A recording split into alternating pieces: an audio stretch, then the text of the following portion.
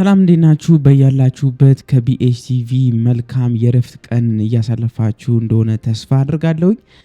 ትናንትና ቅዳሜ እንግዲህ ማምሻው ላይ ቼልሲ ቶተንሃም ስፐርን በለንደን ደርቢ 10ኛ ሳምንት የእንግሊዝ ፕሪሚየር ሊግ ጨዋታ አስተናግዶ 1-0 በሆነ ውጤት አሸንፎ ወጥቷል። እውነት ለመናገር አንድ ጎል ለቼልሲ ሲያንሰው ነው። 3-4 ጎሎችን ማስቆጠር ይችሉ ነበረ ቼልሲዎች። ሆኖም ግን 1-0 በሆነ ውጤት አልቋል ጨዋታው። ይህም እንግዲህ ቼልሲ ከነበረበት 14 ነጥብ በእንግሊዝ ፕሪሚየር ሊግ ወደ 17 ነጥብ ከፍ አድርጎታል። አሁን እንግዲህ በአምስተኛ ደረጃ ላይ ለጊዜው ተቀምጦ ነው ያለው ቼልሲ። በጣም አሪፍ ውጤት ነው። ይህን ጨዋታ ማሸነፍ ለቼልሲ በጣም ወሳኝ ነበረ። ምክንያቱም 14 ነጥብ ይዞ ቼልሲ 11ኛ ደረጃ ወደ 11ኛ ደረጃ ዝቅ ብሎ ነበረ። በዚህ ሰዓት ላይ እንግዲህ ሁሉም አብዛኛው ክለብ ነጥባቸው በጣም እየተቀራረበ ነው። እንደምታውቁት ተመሳሳይ ነጥብ ላይ ነው ያሉት፣ ወይ በአንድ ነጥብ ዝቅ እያሉ ነው ያሉትና የአንድ ነጥብ መጣል ራሱ በጣም ወደ ታች ዝቅ የሚያደርግ ደረጃ ነው የሚሰጠውና በጣም ከባድና ወሳኝ ጨዋታ ነበር በተለይ ለቼልሲ። ምክንያቱም ቶተንሃም 17 ነጥቦችን ይዞ ነበረ ጨዋታው ሲጀምር፣ ቼልሲ 14 ነጥብ ነበረው። ከዛ አንጻር ቼልሲ ይህንን ጨዋታ ማሸነፍ ግድ ይለው ነበርና ይህንንም አሳክቶ ወጥቷል። ትናንትና ጥሩና በጣም ምርጥ የሚባል እንቅስቃሴን አድርጎ ቶተንሃምንም ሙሉ በሙሉ በጨዋታ ራሱ በልጦ ነው ቼልሲ አሸንፎ የወጣው። በዚህ ጨዋታ ጋር እንግዲህ ተያይዞ በጣም አሪፍ እንቅስቃሴ ያደረጉ ተጫዋቾች አሉ። በተለይ አንድ ወሳኝ ተጫዋች አለ፣ ሞይሰስ ካይሴዶ። የዓለማችን በዚህ ሰዓት በጣም ምርጡ የአማካኝ ተከላካይ ተጫዋች ሞይሰስ ካይሴዶ። ስለሱ እንግዲህ በጣም ብዙ ጋዜጠኞች እያደነቁ በአድናቆት እያወሩት ነው የሚገኘው። የሚገርም እንቅስቃሴ ነው ያደረገውና የትናንትናው ጨዋታ ለቼልሲ ወሳኝ ከመሆኑ አንጻር ኤንዞ ማሬስካ ይዞ ከገባቸው አሰላለፎች ውስጥ መካከል እንግዲህ አብዛኞቻችንን እንግዲህ ሰርፕራይዝ ያደረገው የተከላካዩ እንግዲህ አቻምፖንግ የጆሽ አቻምፖንግ አለመግባት ነው። ጆሽ አቻምፖንግ ከሰሞኑ እንግዲህ በቼልሲ በወጥነት ጥሩ የሆነ የመከላከል እንቅስቃሴዎች ላይ ሲያደርግ የነበረ ተጫዋች እንግዲህ አቻምፖንግ ነውና ከዛ አንጻር ላይ ሁሉ አብዛኛው ሰው ማለት ይቻላል በግምታዊ አሰላለፍ ላይ አቻምፖንግን በቋሚነት ነበር ያስገባው፣ እኔንም ጨምሮ ማለት ነው። ስለዚህ ጆሽ አቻምፖንግ ትናንትና በቋሚነት አልነበረም፣ ጭራሽ ሙሉ ለሙሉ ጨዋታውም ላይ አልተሰለፈም ነበርና እውነት ለመናገር ከጨዋታው በኋላ እንግዲህ ስናየው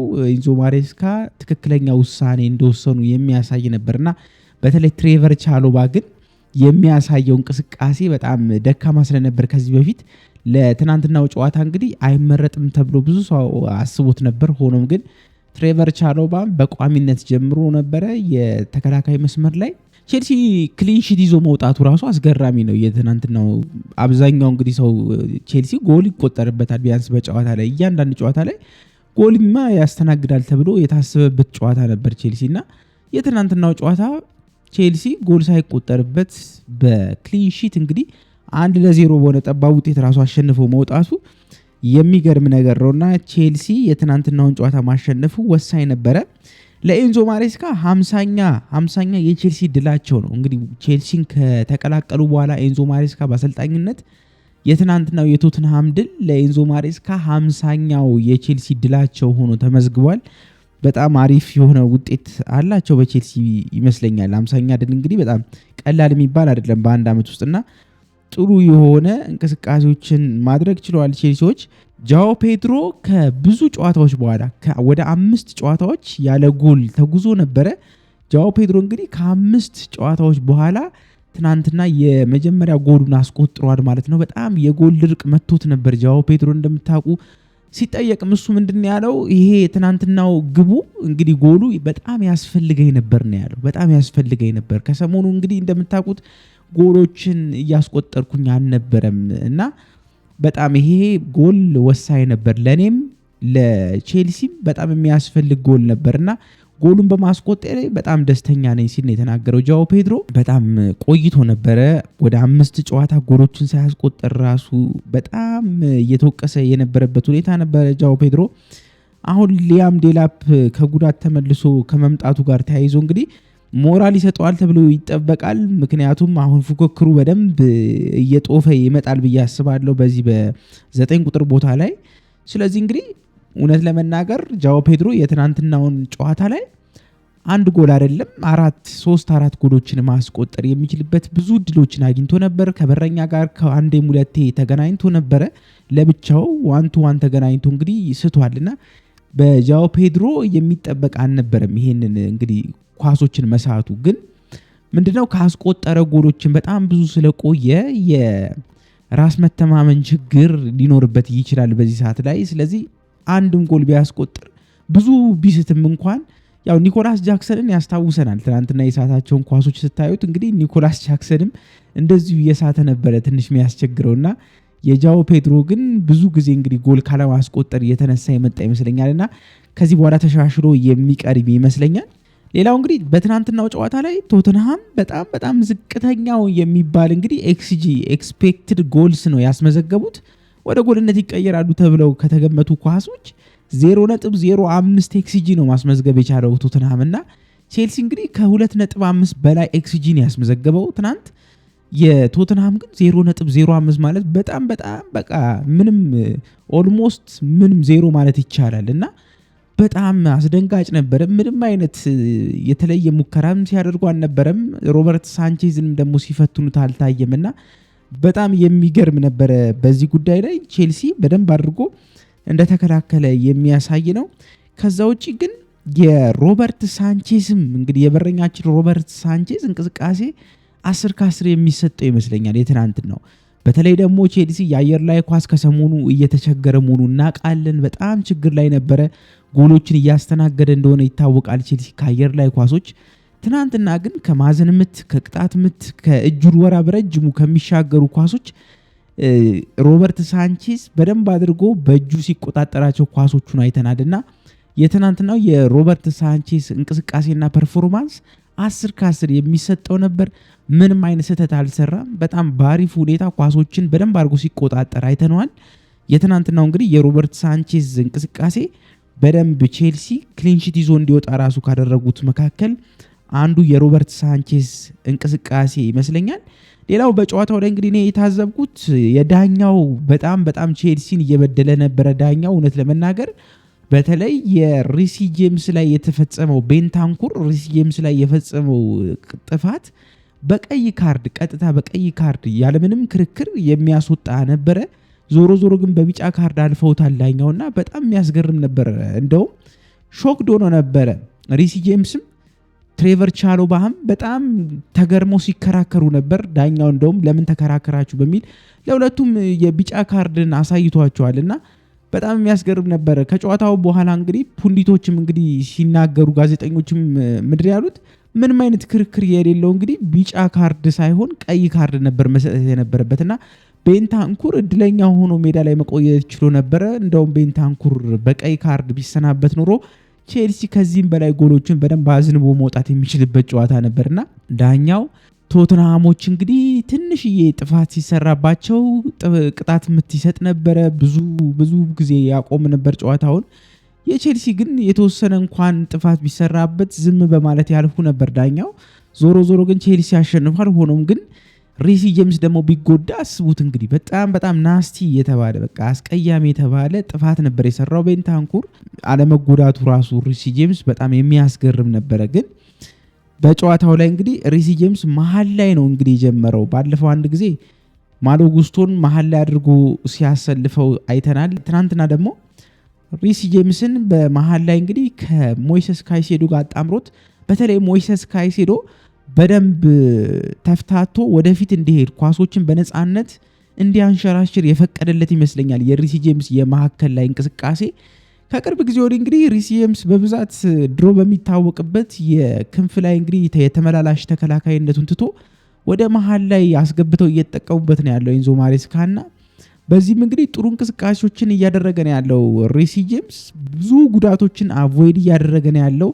መሀል ላይ እንግዲህ በጣም ሩጫ የሚጠይቅ እንቅስቃሴዎችን እያደረገ ባለመሆኑ ምክንያት እንግዲህ ከጉዳት ከራቀ እንግዲህ ሪሲ ጄምስ በጣም ረጅም ጊዜዎችን አስቆጥሯል። ኦልሬዲ ይኸው 10 ጨዋታዎችን ያለ ጉዳት መጓዝ ችሏልና ሪሲ ጄምስ እንግዲህ ትናንትናም ለሞይሰስ ካይሴዶ ጥሩ እንቅስቃሴ ማድረግ ከፍተኛ የሆነ አስተዋጽኦ አድርጓል የሚል ግምት አለኝ። ሌላው እንግዲህ ሞይሰስ ካይሴዶ የትናንትና እንቅስቃሴው የዓለማችን ቁጥር 1 የአማካኝ ተከላካይ ተጫዋች መሆኑን በድጋሚ ያስመሰከረበት ጨዋታ ይመስለኛል። ኤንዞ ማሬስካም ከጨዋታው በኋላ ምንድን ያሉት እንደውም ለኔ በዚህ ሰዓት ላይ የዓለማችን ቁጥር 1 የሚባሉት የአማካኝ ተከላካይ 6 ቁጥር ቦታ ተጫዋቾች ሞይሰስ ካይሴዶ እና የማንቸስተር ሲቲው ሮድሪ ሁለቱ ናቸው ሲሉ ነው የተናገሩት ኤንዞ ማሬስካና ሞይሰስ ካይሴዶ ለራሱ ሳይሆን ለቡድን አጋሮቹ የሚሰራ ተክቶ የሚሰራ ደከመኝ ሰለቸኝ የማያውቅ በጣም የሚገርም ተጫዋች ነው ሲሉ ነው የተናገሩት በአድናቆት ኤንዞ ማሬስካና ካይሴዶ የትናንትናው እንቅስቃሴ እውነት ለመናገር የወጣበት 115 ሚሊየን ሳይሆን ከዛም በላይ 200 ሚሊየን ቢወጣበት የማይቆጭ ተጫዋች መሆኑን ነው ያሳየው። እንጎሎ ካንቴን ቼልሲ ለቆ ከወጣ በኋላ እንደሱ በሱንም ተክቶ ሊጫወት የሚችል ተጫዋች ቼልሲ ከዚህ በኋላ ከየት ሊያገኝ ይችላል ተብሎ ሲጠበቅ ነበርና ሞይሰስ ካይሴዶን የመሰለ ልጅ ቼልሲ በእንጎሎ ካንቴ ፈንታ እንግዲህ ማግኘቱ አሁን መልሶ መተካቱ በጣም የሚያስገርም ነው። ቼልሲ ይሳካለታል በዚህ ቦታ ላይ ብዙ ጊዜና ሞይሰስ ካይሴዶ የትናንትናው እንቅስቃሴ የጎሉ ራሱ መፈጠር የጃኦ ፔድሮ ያስቆጠረው ጎል የሞይሰስ ካይሴዶ የብቻው ስራ ይመስለኛል። በቃ የብቻው ስራ ነው። ፕሬስ አድርጎ ያመጣውን ኳስ ፔድሮ ኔቶ አበላሽቶበት ነበረ።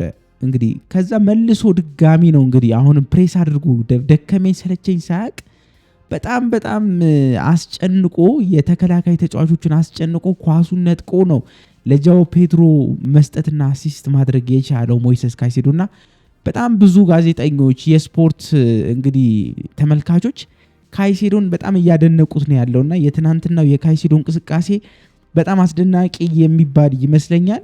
ሌላው ዌስሊ ፎፋና በጣም ጥሩ እንቅስቃሴ አድርጓል። በትናንትናው ጨዋታ ላይ ፎፋና ሳይታሰብ እንግዲህ በቋሚነት ከገባ በኋላ በደንብ የአየር ላይ ኳሶች በነገራችን ላይ ዌስሊ ፎፋና በጣም ጥሩ ነው። ይሄ አየር ላይ ኳስ አንድ የተበላንበት ቼልሲ እስከዛሬ እየተበላበት የነበረው ጨዋታ ምንድነው?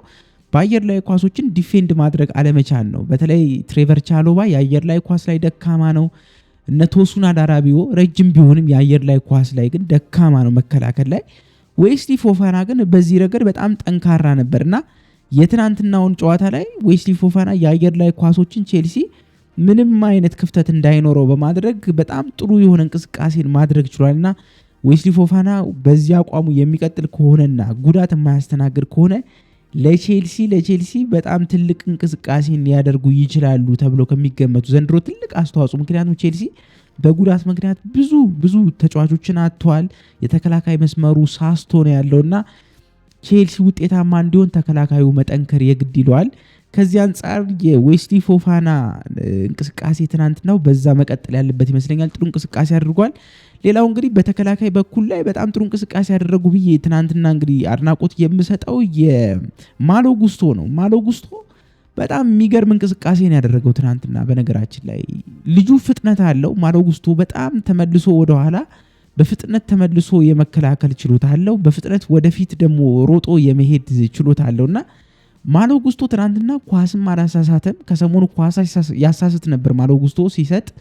ትናንትና ግን ምንም አይነት ስህተት አልሰራም። ማሎ ጉስቶ በጣም የሚገርም እንቅስቃሴን አድርጎ በደንብ አድርጎ የሪስ ጄምስን ቦታ ሸፍኖለት ነበር። ከሪስ ጄምስ ጋር ጥሩ የሆነ ጥምረት አድርገው ማሎ ጉስቶ እንግዲህ 10 ከ10 የሚባል ፐርፎርማንስ ነው ማሎ ጉስቶ ራሱ ማድረግ የቻለው ለቼልሲ በጣም አሪፍ እንቅስቃሴን ማድረግ ችሏል ከሪስ ጄምስ ጋር ማሎ ጉስቶ።